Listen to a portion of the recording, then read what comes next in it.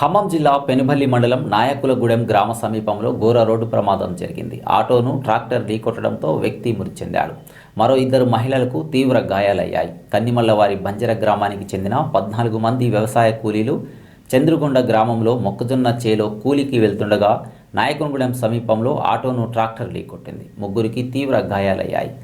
స్థానికులు ఇచ్చిన సమాచారం మేరకు ప్రమాద స్థలానికి 108 వాహనంలో సిబ్బంది చేరుకొని క్షతగాత్రులను ప్రభుత్వ ఆసుపత్రికి తరలించి క్షతగాత్రులకు వైద్యం అందిస్తుండగా అపస్మారక స్థితిలో ఉన్న యువకుడికి సిపిఆర్ చేసిన ఫలితం లేకుండా యువకుడు మరణించాడు. మిగతా ఇద్దరు మహిళలకు గాయాలు అయ్యాయి. పోలీసులు కేసు నమోదు చేసుకొని దర్యాప్తు ప్రారంభించారు.